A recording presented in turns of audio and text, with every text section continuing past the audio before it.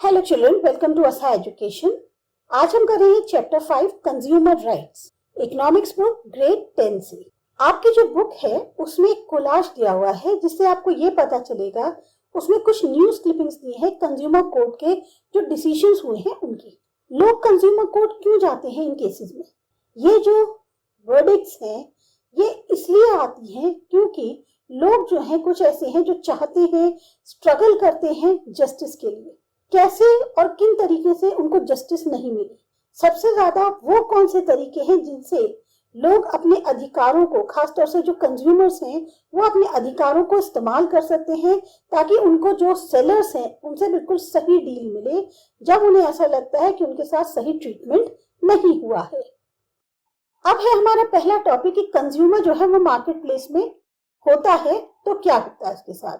हम पार्टिसिपेट करते हैं मार्केट के अंदर दोनों ही तरीकों से, प्रोड्यूसर के तौर पे भी और कंज्यूमर के तौर पे भी। अगर प्रोड्यूसर होने के नाते गुड्स और सर्विसेज के हम जो है किसी भी सेक्टर में काम कर सकते हैं, जैसा कि पहले बताया गया था, एग्रीकल्चर हो, इंडस्ट्री हो या सर्विसेज हो। कंज्यूमर जो है वो हिस्सा लेता है मार्केट में जब वो चीजें खरीदते हैं या सर्विसेज का इस्तेमाल करना चाहते हैं जिनकी उनको जरूरत है।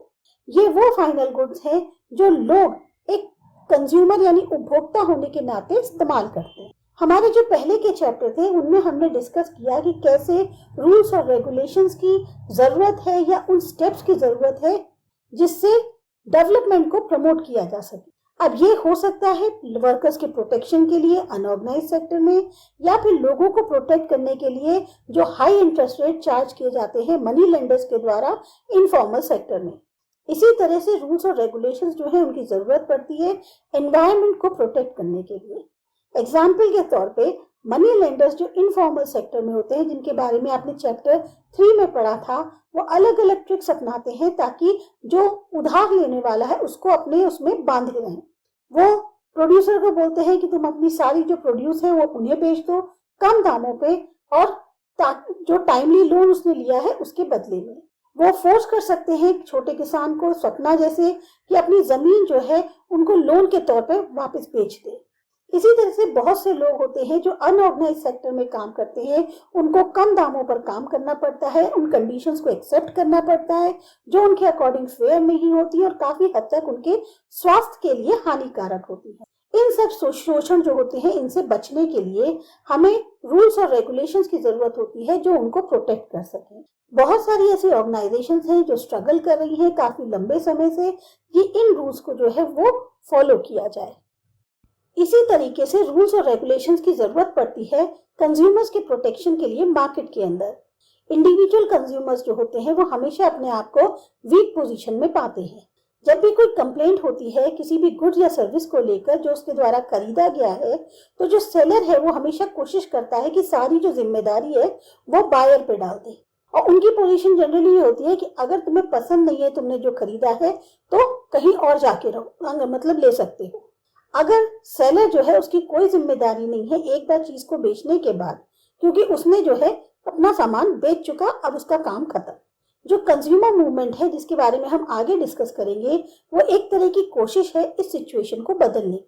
जो एक्सप्लॉयटेशन होता है मार्केट प्लेस में वो कई तरीकों से होता है। अब एग्जाम्पल के लिए कई बार ट्रेडर्स जो हैं अनफेयर ट्रेड प्रैक्टिसेस को करते हैं, जैसे कि जब शॉपकीपर जो हैं उनको जितना देना है उससे कम तोलते हैं, या जब ट्रेडर्स जो है ज्यादा चार्जेस लगा देते हैं जिनके बारे में उन्होंने पहले नहीं बताया होता है, या एडल्ट्रेटेड या डिफेक्टिव गुड्स जो है उनको बेच देते हैं। तो मार्केट जो है वो सही तरीके से काम नहीं करता है जब प्रोड्यूस करने वाले कम हो और पावरफुल हो, जबकि कंज्यूमर जो परचेज करते हैं वो छोटे अमाउंट में करते हैं और बिखरे हुए हैं। ये बहुत ज्यादा होता है जब बड़ी बड़ी कंपनीज जो है इन गुड्स को प्रोड्यूस कर रही होती हैं। इन कंपनीज के पास बहुत पैसा होता है, पावर होती है और इतनी पहुंच होती है कि ये मार्केट को मैनिपुलेट कर सकते हैं अलग अलग तरीकों से। कई बार होता है कि फॉल्स इंफॉर्मेशन पास कर दी जाती है मीडिया के थ्रू या और सोर्सेज के थ्रू ताकि कंज्यूमर्स को अट्रैक्ट किया जा सके। अब एग्जाम्पल के लिए एक कंपनी जो कई सालों से पाउडर मिल्क जो है बेबीज के लिए वो बेच रही है पूरी दुनिया में, कि ये क्लेम करके कि सबसे साइंटिफिक प्रोडक्ट है, कि ये जो है मदर मिल्क से भी बेटर है। कितने सालों संघर्ष करना पड़ा कंपनी के लिए, या कंपनी को कहना चाहिए कंपनी के सामने कितने सालों संघर्ष करना पड़ा कि उसको एक्सेप्ट करा जाए कि वो जो है झूठा क्लेम कर रही है। इसी तरह से एक लंबी लड़ाई लड़ी गई है कोर्ट के साथ या कोर्ट केसेस में कि सिगरेट जो है मैन्युफैक्चरिंग कंपनीज है वो ये एक्सेप्ट करें कि उनके प्रोडक्ट से कैंसर हो सकता है। इसलिए रूल्स एंड रेगुलेशंस की जरूरत है इंश्योर करने के लिए कि कंज्यूमर्स जो है उनको प्रोटेक्ट किया जाए। अब है कंज्यूमर मूवमेंट। कंज्यूमर मूवमेंट जो है तब उठता है जब आप असंतुष्ट होते हैं एज अ कंज्यूमर के नाते और आपके साथ कई सारी अनफेयर प्रैक्टिसेस होती हैं जिसमें बहुत सारे सेलर्स इन्वॉल्व हैं। कोई लीगल सिस्टम अवेलेबल नहीं है कंज्यूमर्स के लिए कि उनको प्रोटेक्ट किया जा सके जो एक्सप्लॉयटेशन के साथ होता है मार्केट प्लेस में। लंबे समय से जब कंज्यूमर जो है वो खुश नहीं है किसी पर्टिकुलर ब्रांड से, प्रोडक्ट से या शॉप से, तो वो जनरली क्या करता है, उस ब्रांड प्रोडक्ट को खरीदना बंद कर देता है या उस शॉप पे जाना बंद कर देता है। ये मान लिया जाता है कि रिस्पॉन्सिबिलिटी कंज्यूमर्स की है कि वो केयरफुल रहें जब भी वो किसी कमोडिटी या सर्विस को खरीदते हैं। बहुत साल लग गए ऑर्गेनाइजेशंस को इंडिया के अंदर या पूरी दुनिया में अवेयरनेस क्रिएट करने के लिए लोगों के बीच में। इससे क्या हुआ, जो रिस्पॉन्सिबिलिटी है कि क्वालिटी जो गुड्स की है या सर्विसेज की है वो एक तरह से सेलर्स पे आ जाए कि भाई आप जो क्वालिटी दे रहे हैं चीज़ों की या सर्विसेज की वो जो है आपकी बेटर होनी चाहिए। इंडिया के अंदर कंज्यूमर मूवमेंट जो है एक सोशल फोर्स के तौर पे ओरिजिनेट हुआ जिसमें ज़रूरत क्या थी कि प्रोटेक्ट किया जाए, प्रमोट किया जाए जो इंटरेस्ट है कंज्यूमर्स के, उनको अनएथिकल और अनफेयर ट्रेड प्रैक्टिसेस जो हो रही है उनके खिलाफ। जैसे फूड शॉर्टेज है, होर्डिंग है, ब्लैक मार्केटिंग है, एडल्ट्रेशन है फूड का या एडिबल ऑयल्स के हैं। इससे के कारण ही जो है कंज्यूमर मूवमेंट की शुरुआत हुई और ऑर्गेनाइज्ड फॉर्म में 1960s में। 1970s तक कंज्यूमर ऑर्गेनाइजेशन जो हैं वो बड़े बड़े आर्टिकल्स लिखने में या एग्जीबिशंस लगाने में ही जो है अपना टाइम गवाती रही। उन्होंने कंज्यूमर ग्रुप बनाए ताकि मैल प्रैक्टिसेस जो राशन शॉप पे होती हैं या ओवर क्राउडिंग जो रोड पैसेंजर ट्रांसपोर्ट पे होती है उसको देखने के लिए। अभी हाल ही में इंडिया ने जो है एक देखा कि बहुत सारे जो कंज्यूमर्स ग्रुप है उनका एकदम से राइज हुआ है। अब एक कंज्यूमर इंटरनेशनल 1985 में यूनाइटेड नेशंस ने UN guidelines for consumer protection को अडॉप्ट किया। ये वो टूल था जिससे कि नेशंस जो हैं वो स्टेप्स उठाएं ताकि कंज्यूमर्स को प्रोटेक्ट कर सकें या कंज्यूमर एडवोकेसी ग्रुप्स को जो है ताकि वो गवर्नमेंट प्रेस पे दबाव डाल सके करने के लिए। इंटरनेशनल लेवल पे ये एक तरह से फाउंडेशन का काम कर रहा है या एक फाउंडेशन के तौर पे है कंज्यूमर मूवमेंट के। आज की डेट में कंज्यूमर्स इंटरनेशनल जो है वो सबसे बड़ा अम्ब्रेला बॉडी बन गया है। लगभग 200 मेंबर ऑर्गेनाइजेशंस हैं 100 कंट्रीज के इसके अंदर। इन्हीं सब कोशिशों के कारण जो मूवमेंट है वो सफल हुआ प्रेशर डालने में जो बिजनेस फर्म्स हैं उन पे, साथ ही साथ गवर्नमेंट पे कि वो जो है बिजनेस कंडक्ट को सही करें जो कि अनफेयर हो सकते हैं या जो कंज्यूमर के हित के खिलाफ हैं बहुत ज्यादा मात्रा में। एक बहुत बड़ा स्टेप जो लिया गया 1986 में इंडियन गवर्नमेंट के द्वारा वो था एनेक्टमेंट कंज्यूमर प्रोटेक्शन एक्ट का 1986 में, जिसको कि कोपरा के नाम से जानते हैं। इसके बारे में आप आगे पढ़ेंगे। सेफ्टी जो है वो हर एक का अधिकार है। रेजी की सफरिंग के बारे में बताते हैं। रेजी मैथ्यू एक स्वस्थ लड़का है जो कि 9th क्लास में पढ़ता है और उसको एक प्राइवेट क्लिनिक में एडमिट कराया गया केरला के अंदर क्योंकि उसके टॉन्सिल्स को रिमूव करना था। एक ईएनटी सर्जन ने जो है टॉन्सिलेक्टोमी करके ऑपरेशन जो है वो परफॉर्म किया जनरल एनेस्थीसिया देकर। रिजल्ट क्या हुआ, इम्प्रॉपर एनेस्थीसिया देने के कारण रेजी ने जो है उसके कुछ ऐसे सिम्टम्स उसमें से दिखने लग गए कि जैसे उसका ब्रेन जो है वो एबनॉर्मल हो गया, क्योंकि उसी के कारण जो है वो जिंदगी भर के लिए एक तरह से अपाहिज हो गया। उसके फादर ने कंप्लेन फाइल करी state consumer dispute redressal commission में ये क्लेम करने के लिए कि उनको कंपनसेशन चाहिए 5 लाख रुपए का मेडिकल नेग्लिजेंस के लिए और डेफिशिएंसी के लिए सर्विस में। स्टेट कमीशन ने कहा कि एविडेंस जो है वो काफी नहीं है और उसको खारिज कर दिया। रेजी के फादर जो है उन्होंने फिर दोबारा से अपील किया national consumer dispute redressal commission जो कि न्यू दिल्ली में है उसमें। नेशनल कमीशन ने जब लुक करा उसमें कंप्लेंट के ऊपर तब उन्होंने बताया कि हाँ हॉस्पिटल जिम्मेदार है मेडिकल नेग्लिजेंस के लिए और उनको बोला कि आपको जो है कॉम्पनसेशन पे करना पड़ेगा।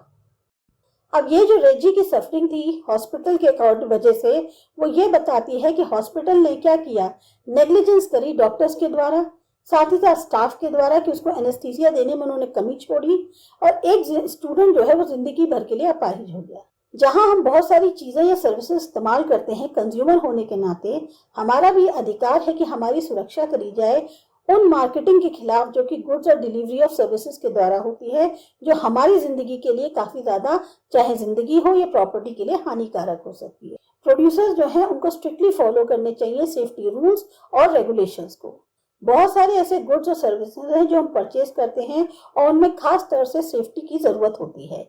एग्जाम्पल के लिए जैसे प्रेशर कुकर है, अगर उनका सेफ्टी वॉल्व डिफेक्टिव है तो बहुत ज्यादा सीरियस एक्सीडेंट हो सकता है।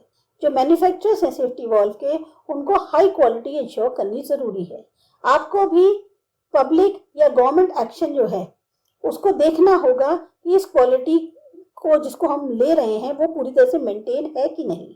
अगर हमें लगता है बैड क्वालिटी प्रोडक्ट्स हैं मार्केट के अंदर, तो जो सुपरविजन है इन रूल्स का वो उसका मतलब कमजोर है और कंज्यूमर मूवमेंट जो है वो भी इतना स्ट्रांग नहीं है कि उस तरह की क्वालिटी जो मार्केट में आ रही है उसे रोक सके। जब भी आप कोई कमोडिटी बाय करते हैं, आपको कुछ डिटेल्स दिए होते हैं पैकिंग के ऊपर। ये जो डिटेल्स हैं ये बताते हैं उसमें क्या क्या इंग्रेडिएंट्स इस्तेमाल किए गए हैं, क्या प्राइस है, क्या बैच नंबर है, डेट मैन्युफैक्चर की क्या है, एक्सपायरी डेट क्या है, यहाँ तक कि एड्रेस जो है मैन्युफैक्चरर का क्या है।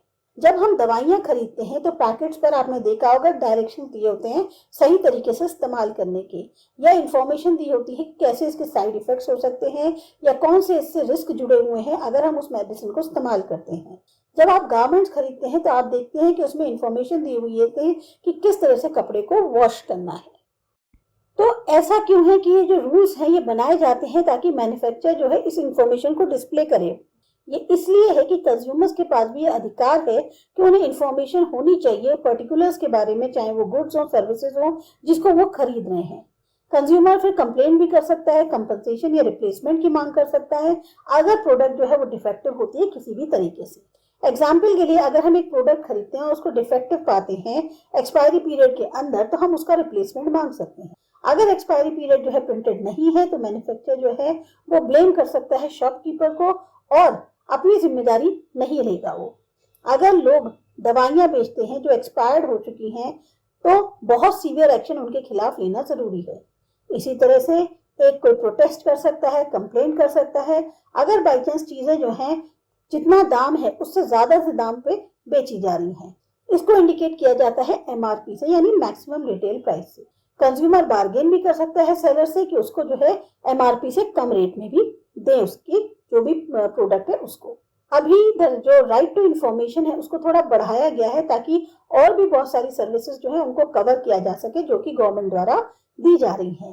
अक्टूबर 2005 में गवर्नमेंट ऑफ इंडिया ने एक लॉ लाया जिसको बोलते हैं आरटीआई यानी राइट टू इंफॉर्मेशन एक्ट, जिसमें यह इंश्योर किया जाता है कि उसके सिटीजन्स को हर जानकारी होनी चाहिए अपने जो गवर्नमेंट डिपार्टमेंट्स हैं उनके फंक्शन के बारे में। जो इफेक्ट है आरटीआई एक्ट का उसको भी हम समझ सकते हैं एक केस से। अमृता एक इंजीनियरिंग ग्रेजुएट है जिसने अपने सारे सर्टिफिकेट्स जो है वो सबमिट कर दिए और जो जॉब इंटरव्यू है उसको अटेंड करने के लिए आई है गवर्नमेंट डिपार्टमेंट में, पर उसको जो है अपने रिजल्ट की कहीं कोई न्यूज नहीं मिली। ऑफिशियल्स भी जो हैं वो उसकी क्वेरीज को रिप्लाई करने से मना कर रहे हैं। तो उसने जो है एक एप्लीकेशन फाइल करी जिसमें उसने आरटीआई एक्ट को यूज किया, जिसमें उसने कहा कि उसका ये अधिकार है, उसे पता तो होना चाहिए कि एक सही समय पे कि उसका रिजल्ट क्या रहा ताकि वो अपने फ्यूचर को प्लान कर सके। उसको ये तक इन्फॉर्म नहीं किया गया रीजंस का कि क्यों उसके जो रिजल्ट का डिक्लेरेशन है उसमें देरी हो रही थी। लेकिन साथ ही साथ उसको जो है क्या हुआ, कॉल सेंटर भी आया अपॉइंटमेंट का, क्योंकि उसने इंटरव्यू में बहुत सही तरीके से परफॉर्म किया था। तो ये उसका रिजल्ट हुआ कि उसको कारण भी बताया गया और उसको अपॉइंटमेंट लेटर भी मिला और कहाँ वो जो है वेट कर रही थी और उसको कहीं कोई जवाब नहीं मिल रहा था। दूसरा है रिफंड। अभिरामी जो कि स्टूडेंट है अंसारी नगर की, उसने 2 साल का कोर्स ज्वाइन किया एक लोकल कोचिंग इंस्टीट्यूट में प्रोफेशनल कोर्सेज के लिए न्यू दिल्ली में। जिस टाइम पे उसने कोर्स ज्वाइन किया था उसने फी पे करी थी 61,020 की लमसम पूरे 2 साल के कोर्स के लिए। उसने सोचा कि उस जो है कोर्स से बाहर निकल जाएगी 1 साल के बाद, क्योंकि उसको लगा कि क्वालिटी जो टीचिंग की है वो अप टू द मार्क नहीं है। जब उसने रिफंड की मांग करी 1 साल की फी के लिए तो उसको मना कर दिया गया। फिर उसने जो है केस फाइल किया डिस्ट्रिक्ट कंज्यूमर कोर्ट में। कोर्ट ने डायरेक्ट किया जो इंस्टीट्यूट था उसको कि वो रिफंड करे उसे 28,000 रुपए, ये कहकर कि उसका ये अधिकार है कि वो चुन सके उसे किस में पढ़ना है और नहीं। अब इंस्टीट्यूट ने फिर अपील करी स्टेट कंज्यूमर कमीशन को। स्टेट कमीशन ने ये माना कि जो डिस्ट्रिक्ट कोर्ट का डायरेक्शन है उसको सही है और उनके ऊपर फिर फाइन लगा दिया गया 25,000 का कि आपने गलत अपील करी है। साथ ही साथ उन्होंने इंस्टीट्यूट को डायरेक्ट किया कि उसको 7,000 कंपनसेशन के भी दें और लिटिगेशन कॉस्ट जो होती है वो भी दें। अब स्टेट कमीशन जो है ये भी स्ट्रेन कर रहा था सारे एजुकेशनल और प्रोफेशनल इंस्टीट्यूशंस को स्टेट के अंदर कि जो फीस वो चार्ज कर रहे हैं स्टूडेंट से पूरे कोर्स के ड्यूरेशन के लिए एडवांस में या एक साथ लेने के लिए मना किया उन्हें। अगर कोई भी इस ऑर्डर को वायलेट करता है तो उसको पेनल्टी जो है देनी पड़ेगी, इम्प्रिजनमेंट हो सकता है। ये सब जो है कमीशन की तरफ से कहा गया। तो इस इंसिडेंट से हम क्या समझे? कोई भी कंज्यूमर जिसको सर्विस दी जाती है किसी भी कैपेसिटी के हो, चाहे वो एज को छोड़ दें, जेंडर छोड़ दें, नेचर ऑफ सर्विस छोड़ दें, उसको ये अधिकार है कि वो चुन सके कि वो उस सर्विस को कंटिन्यू करना चाहता है या नहीं। सपोज आप टूथपेस्ट खरीदना चाहते हैं और शॉप ओनर कहता है कि वो जो है टूथपेस्ट तभी बेचेगा अगर आप टूथब्रश खरीदो। अब अगर आप टूथब्रश खरीदने में इंटरेस्टेड नहीं हो तो आपके पास ये अधिकार है कि आप मना कर सको। उसी तरह से कुछ जो गैस सप्लाई डीलर्स हैं वो इंसिस्ट करते हैं कि आप स्टोव भी उन्हीं से खरीदो जब आप नया कनेक्शन लेते हो। तो कई बार ऐसा होता है आपको मजबूर किया जाता है चीजें खरीदने के लिए जो आप नहीं चाहते और आपके पास फिर कोई अधिकार नहीं बचता है या कोई चॉइस नहीं बचती। इसके बाद जो अगला टॉपिक है कि ऐसे में कंज्यूमर जो है वो जस्टिस के लिए कहाँ जाएं, ये करते हैं अगले वीडियो में।